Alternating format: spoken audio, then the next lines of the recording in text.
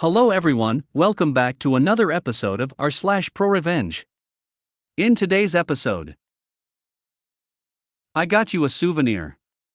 Yeah, I got you fired from the post office. Neighbors were consistently loud, so I got a bit louder, at the wrong time of the year, laughing face. Park in a private space and block an entrance? Pay the fines and the damages. Before we get started, make sure to subscribe so you will never miss a video. So let's get started. I got you a souvenir.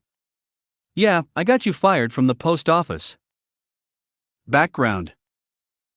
Sit back and enjoy a story about some revenge I achieved at the U.S. Postal Service back in the 1990s that cost a bullying full-time carrier his union job. In summer of 1991, I found a summer job as a casual carrier for the USPS. They used to hire summer temps to cover for all the full-time carriers, who mostly took their vacations in the summer. The USPS has rules that things had to be delivered within certain time windows. People could get fired if they took too long to do tasks. Carriers were both openly and secretly monitored and timed on tasks, and we had the first computerized time system I ever saw. They would be secretly followed a few times per year to be sure they were working hard the entire time they were outside the post office. The post office building even had secret back hallways, passive sound monitoring, and hidden raised viewing areas where they could see the sorting floor unobserved. Cameras and microphones were hella expensive back then, so this was all done using tricky architecture and the eyes and ears of the postal inspectors. We were supposed to walk over and punch in and out of tasks, so that they could track productivity to the second. People walking a delivery route were expected to do it fast, and better routes went to faster carriers. Slow carriers got mercilessly hassled to be faster, and were disciplined for slowness. Look at Newman on Seinfeld. Going postal due to overwork was not really a joke there, because people would flip out and murder their bosses. I hear it's worse now with GPS. Pre-internet, there used to be a huge volume of mail that got shuffled around the country every day. Quantities of mail that you would find hard to believe compared to what we see now. I was a broke college student home for the summer, and was willing to work any hours they gave me, so the supervisors liked me. I was also very friendly with most of the full-time FT carriers because I was a good worker and didn't rock the boat. Also, for other reasons that you'll see below. I'm a fairly big guy, 6 feet 5 inches, or about 195 centimeters, about 210 pounds back then, and I could carry a lot of weight, so that also made management happy. I was also in my early 20s with long legs, so I could move fast carrying a lot of weight. Sorting mail back then was labor intensive, and took a lot of time to learn. I had a regular route that I would deliver in the afternoons that was sorted by a regular. I would usually do oddball delivery stuff in the mornings, help move heavy things around, do special deliveries, etc. I would also deliver for FT carriers that went on vacation, or whose T6 was on vacation. Side note, mail delivery is 6x per week, but FT carriers only work 5 days per week. The T6 is a FT carrier who did the 6th day for 5 routes. That way it worked out that everyone only worked 5 days per week. At the time, a lot of retail catalogs were mailed to houses. A lot of them. Some were substantially bigger than current magazines. We also delivered magazines, ads, packages, and samples. A lot of companies would mail free samples of products like laundry detergent, shampoo, and other liquids to be delivered to every house on the route. These were the bane of the carrier's existence because they were bulky and heavy. This slows you down and is physically taxing. Usually, carriers would divide the very heavy stuff up and deliver it throughout the week. On to the revenge. I was assigned to do the T6 work for Dave, name changed, for a few months. F# at King Dave. Picture a failed phys ed teacher in his 40s.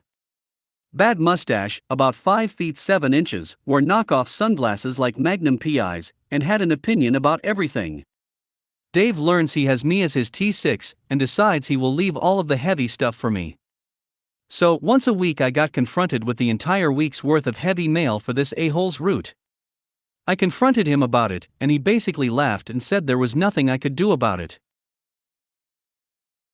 The other FT carriers didn't like Dave much, but I was a temp and he was there permanently, so I was encouraged to just *CK it up. I went to our boss and escalated to our postmaster, but was told that he was FT, and I was a temp, so I just had to deal with it. If the mail needed to be delivered that day to meet the deadline, I had to make it happen. The postmaster's exact words were, "Just deliver every piece of mail for the route as fast as you can, and don't worry about the time it takes or anything else. You're making huge OT on this route." They did talk to Dave and the most egregious stuff stopped, but I was still doing most of the hard work on this route. I mentioned earlier that everyone was always on the clock and tracked. In my first week, some of the nicer people took me aside at the beginning of the summer and made it clear to me that I was not to move quickly when delivering FT carriers' routes because it could make them look bad and cause trouble for them. As a temp, I should always take longer than the FT carriers because 1. My job was limited, and the USPS did not really track temps closely. 2. I had zero experience, so everything should take me longer. 3. This was a union shop, and they would hate to have to kick my butt for messing up their jobs. And 4. Most of these people were awesome, and I wanted to be a team player. So, I was incentivized to move slowly and not make the FT people look bad. Side note, I am very pro-union and pro-labor, so this is not intended to knock unions, but the context is needed. I decided to wreck Dave's job since he was such a bullying little tool. I requisitioned 2 additional mail carrier bags. These are the over-the-shoulder satchels you see all the time.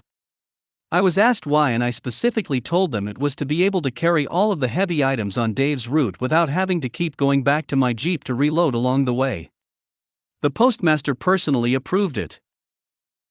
After doing Dave's route 1 to 3 times per week, he called in sick a lot too. For a few weeks I knew if very well, and was staying on top of the heavy stuff.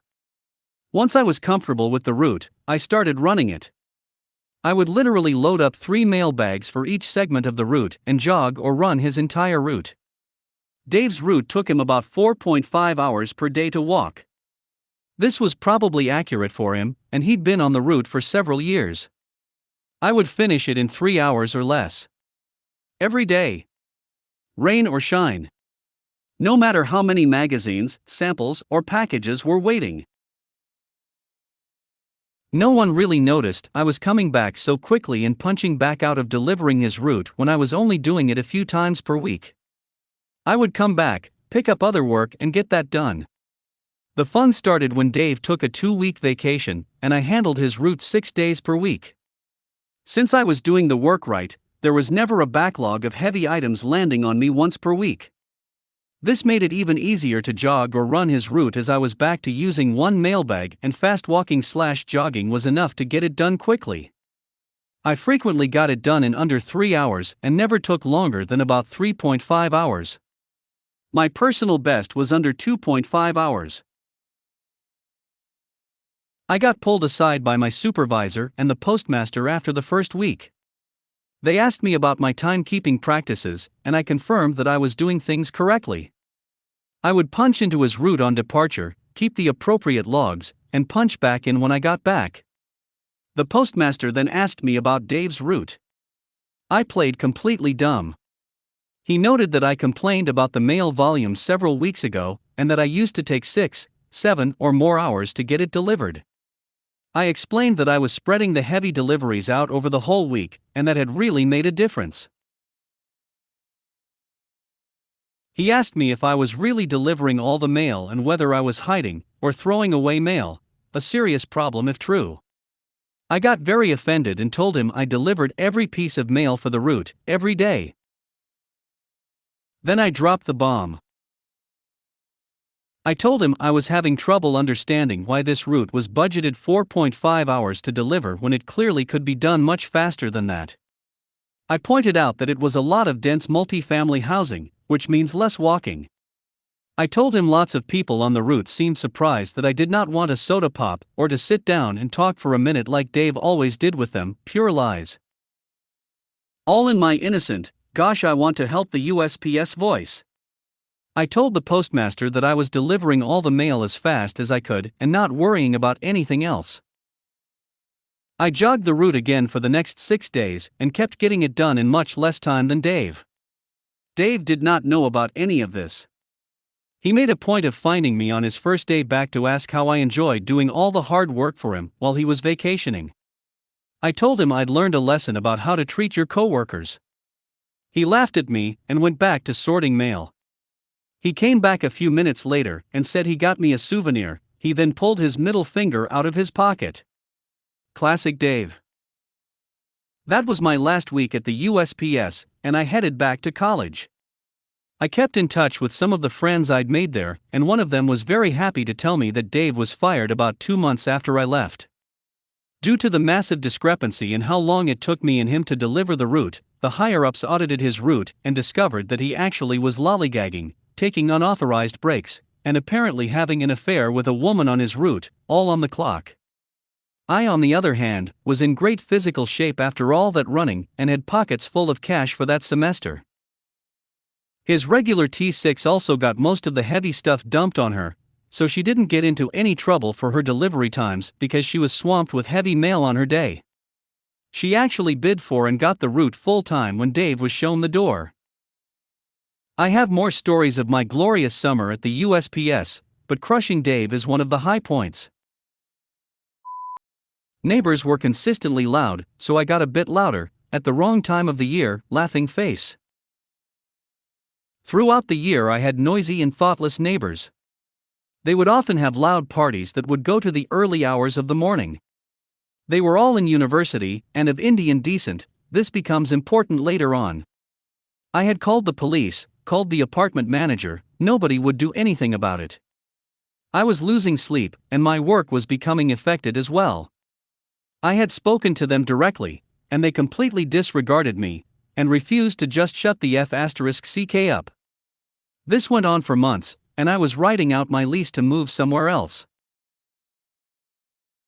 One day I'm sitting watching TV on a nice spring day, and I have my windows wide open, and I hear one of the neighbor's friends come over, and he asks if he's coming out, and he says no, he needs to study for an important test he's taking the next day. This little snippet of information was all I needed. His friend leaves, and he closes the door. I then proceeded to take my speakers and put them up against the walls. Near where I knew his desk was, there were balconies outside, so I often saw him studying here, and I began to blare Merzbow and death metal straight at the wall. I put on my noise-canceling headphones and just blasted it as loud as possible for hours. My landlord actually ended up coming into the apartment because I didn't hear him knocking, and he's obviously flipping out. But I'm like, meh, you never did sh*t when I complained, so good luck. Call the cops, laughing face. My lease was set to be up soon anyway, and I was leaving the state, so f***ck y'all. So landlord leaves, and I'm still amped up on adrenaline, and it's quiet for maybe 20 minutes, and I just intermittently start blasting music. The neighbor comes over irate, screaming that he has this big test, and he's got to pass it, apparently a medical student, and I just laughed in his face and said I don't hear anything. He then makes a fantastic mistake, which was telling me he didn't just have a final tomorrow, but it was finals week. Oh great. Added stress for the week equals the fact that I continue doing this every night for the rest of the week. I set my alarm to go off every 30 minutes, and I would bang on the walls with a hammer and blast music, and I was going a bit crazy as well, but that didn't matter, because I was f***ing up this guy's life. Around day 3 of no sleep for anyone, he comes over screaming about how in India his family will disown him and all this nonsense, which just made me laugh, and just said the same thing over and over, that I didn't hear the music, and I think it was coming from somewhere else.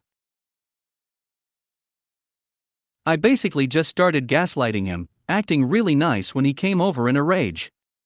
That weekend the landlord gave some bullsh*t notice that I had to leave, which I was fine with, because he broke my lease, and I wanted to get out anyway, so I got my deposit back.